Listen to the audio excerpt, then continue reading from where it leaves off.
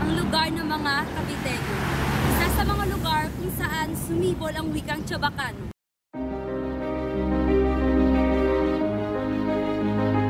Marunong po ba kayo magsalita ng Chabacano? Marunong. Marunong po ba kayo magsalita ng Chabacano? Ikaw may alam ka ba salita ng Chabacano? Marunong po ba kayo mag-Chabacano? Oo. Marunong ka ba magsalita ng Chabacano? Hindi po. Marunong ka ba magsalita ng Chabacano? Sa totoo lang, hindi ako marunong magsalita ng Chabacano kahit na nandito ako sa Cavite.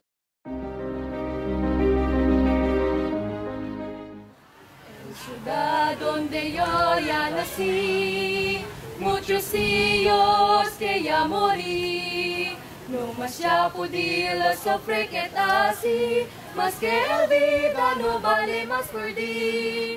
Ang Chabacano ay isang wika sa Zamboanga at ilang bahagi ng Pilipinas na may malakas na halong Espanyol. Mayroong 6 na dialekto ng Chabacano. Zamboangueño, 700,000 ang sasalita nito. Caviteño, 200,000. Cotabateño, 20,000. Davaoeño, 18,000. Ternateño, 7,000. At Ermiteño sa Maynila, wala nang ni isang nagsasalita nito. Sa nagdaang panahon, ano na kayang estado ng salitang Chabacano? Dito sa lungsod ng Cavite, kung saan naitala ang may pangalawang pinakamataas na bilang na bihasa sa pagsasalita ng Chabacano. Aalamin natin ngayon kung nanatili pa rin ba ito sa kasalukuyan. May maalam po ba kayo kung saan dito sa Cavite po yung marami nagsasalita ng Chabacano? Marami. Saan? Diretso kaya, Arbasa yan eh. Arbasa yan, papunta doon, Arbasa. Yan ang Arbasa. Tawagin yung Cagayan, Tagalog sa amin. Yung maraming Chabacano. At ngayon ay narito tayo sa Barangay 54A kung saan mas kilala ito sa tawag na Cagayan. At alamin natin kung ang mga tao dito ay hasang-hasa pa sa pagsasalita ng Chabacano. Kanina nga ay nagtanong-tanong kami kung sa grupo ng mga nagtitinda doon kung saan yung parte ng lugar na ito ang may marunong na magsalita ng Chabacano. At ngayon ay papunta nga kami at tara, puntahan natin. At ngayon ay tanongin natin ito si nanay kung tungkol dun sa Chabacano. Ngayon ay, ano po yung napapansin nyo sa estado ng Chabacano ngayon? Ay, no, mas poco ya lang. Kasi mas mucho ya dayo ki. Niso lang silitihin mo kasi niso tiene casa ki. Pero okal otro, puro katulad si apartment. No ay ma. Ta platica Chabacano ki. Sabi puro talaga kayo Chabacano. Oh, mi papa. Pero mi mama Tagalog. Mi papa lang al de aquí, Caviteño. Mi mama di Manila ken eh. Ya kidalang Iloilo na Cavite. Pero ang otro que no hay mas masyaw sabi. No mamasyaw sabi. Kahit mga apo-apo. No. Ito platikan. May iha lang. May mga iho sabi platika. Pero may mga nieto, no sabi mo. Tantindi ilo, pero no pwede ilo platika. Kalingitan nakakaintindi lang eh. Ako nakakaintindi, pero pag salitaan. Oh no, no pwede. Pero tayo, sigula bata, Si. Chabacano na talaga kayo. Oo.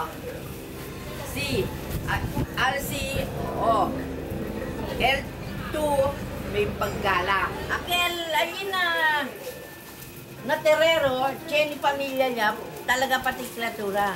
Chabacano ta platika. No, ilo ta platika Tagalog ta rin tata. Kaya Chabacano. Kahero lang? Diyan. Aliana. Oo.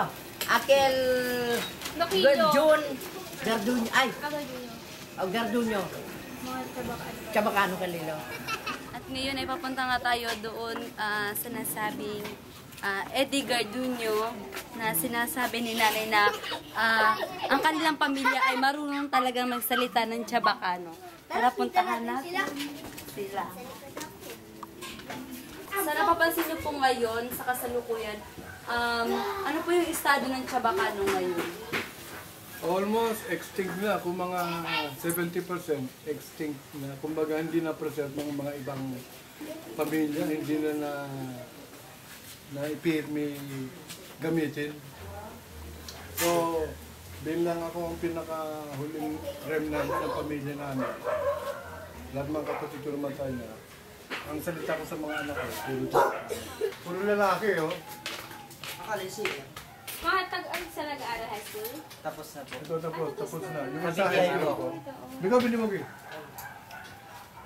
Buti ka pa ko lang siya baka ano, kita ni steady ko sa number 2. Guitarist na rin ko sa number dito. Taga-only po este. Di doon di steady. Ibig sabihin, di doon di steady. Taga saan kayo? Taga saan? Ang Chabacano nila may halo ng Tagalog. Kumbaga, 60% ang Chabacano. Tagalog ang ano, Sa obserbasyon ko, kasi isa na, konti na lang kami mga senior. Meron pa rin ako narinig mga kaidaran ko. Pero sa obserbasyon ko, nagdi-diminish na. Sa palagay niyo, ano po yung reasons kung bakit nag-less na po yung Ang isang malimit ng reason, kunyari ako Chabacano na pangasawa ko Tagalog.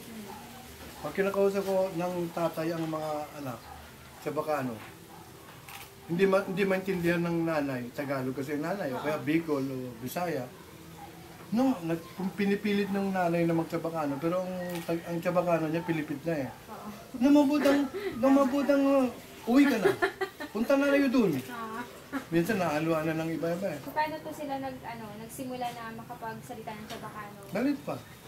Talagang inanay Oh, yun ang pinaka salita ko sa kanila habang lumalaki.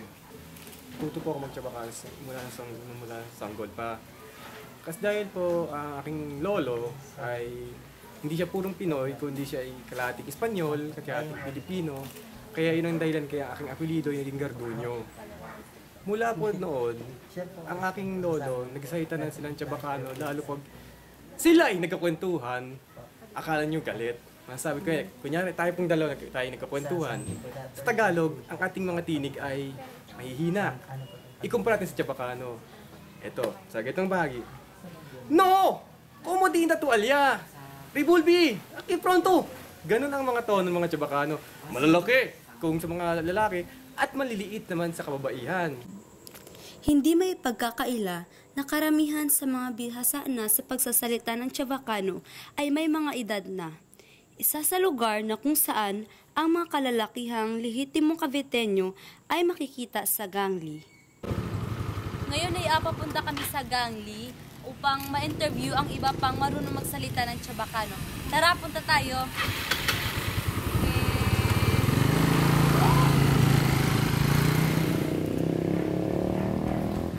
Ngayon nga ay tumigil kami at may nakita kami isang grupo ng medyo nakakatanda at alamin natin kung marunong ba sila magsalita ng Chabacano. Tara!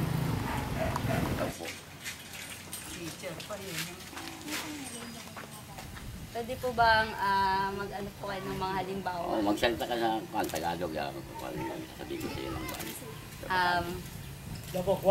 Guwapo. Ano ba? Yung ano, parang yung pangalan niyo po. Bosan Nombre. Saan po nakatira? O, doon di Takida. Bosan Atres. Ano pa ba? Ilang taon na po? Pantuanyo. Ano po yung napapansin niyo po ngayon sa salitang Chabacano? May buhay pa rin. Pero sa mga kabataan po ngayon, ano po yung napapansin niyo? Ngayon yung mga kabataan ngayon, wala na eh. Hindi na kasi sila tinuturuan ng mga magulang na magsalita ng Chabacano po, Tagalog na kasi nahaluan na ng mga iba-ibang lugar ng mga asawa-asawa dito. Siga Bicol, siga Pampanga, o siga Bisaya. Ayan. Kaya ang mga magulang naman, hindi na gaano sinasanay na magsalita ng Chabacano dito sa mga anak nila. Puro Tagalog lang. Pero yung mga matatanda dito, puro Chabacano pa rin nagsasalita. Ano po yung maimumungkahin yung paraan upang mas mapalinang pa po ang salitang Chabacano, lalo po ngayon sa henerasyon na po ngayon? Kailangan, imulat nila sa mga anak nila na ang salitang Chabacano magsalita sila. Abang saan malaki, puro Chabacano magsalita nila. Ang nanay niya Tagalog. Hindi po kayang bata dito na marunong magtagalog? Chabacano mayroon, ang dami. Diyan sa Mekuan, diyan sa initiation, punta kayo yung... O sa mga Nobilical Vehicle ang nagdikuan, di Rodina.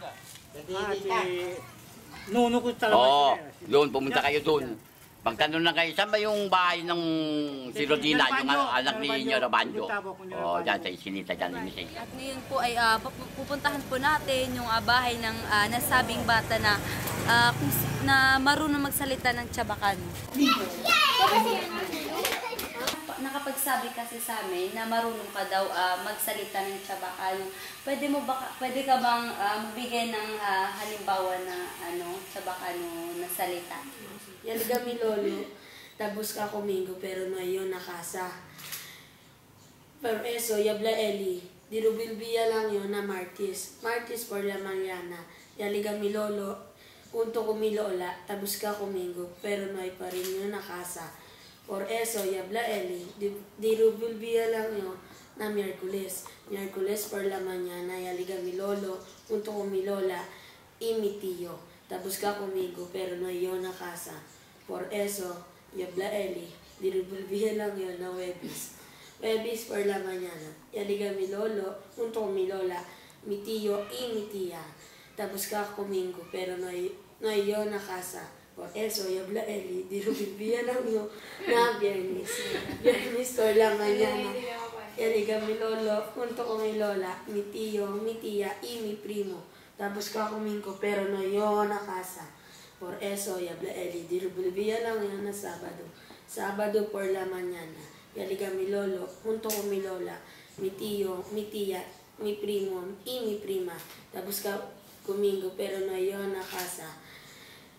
Por eso, yabla Eli, dirubulbiya lang yun na Domingo. Domingo por la mañana.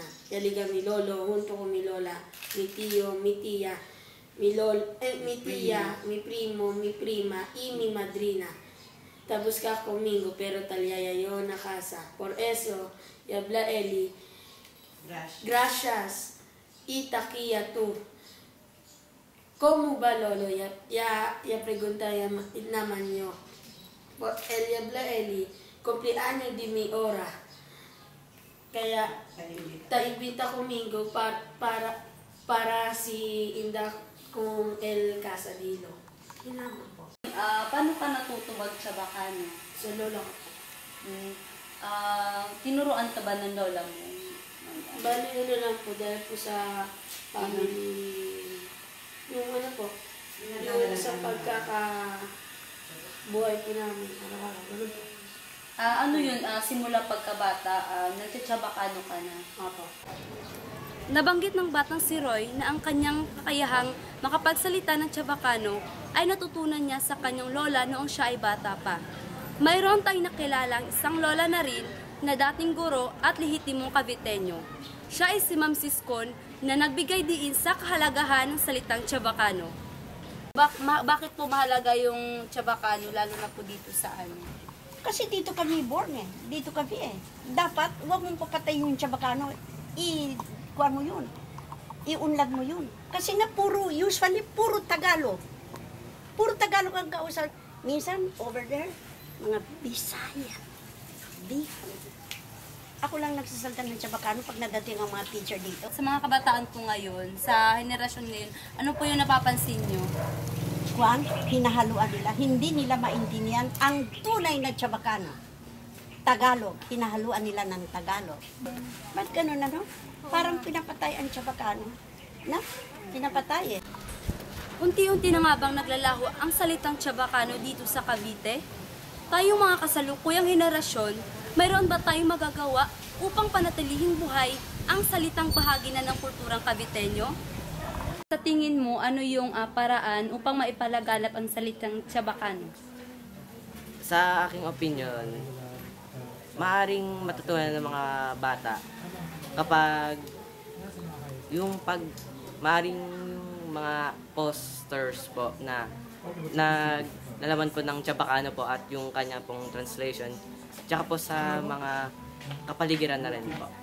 Magsimula sa mga bata at sa pangalawa sa edukasyon, maidagdag yung subject na Chabacano.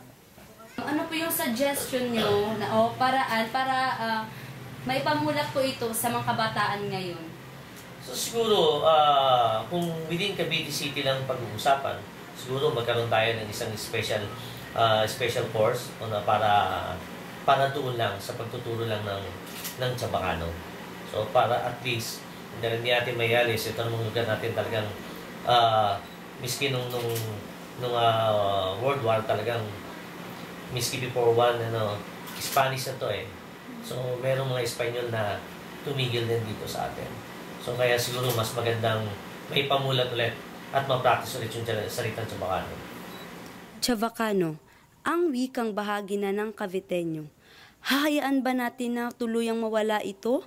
O sisimulan nating buhayin muli ang kasaysayang bumuo sa nakagisnang kultura ng ating mga ninuno?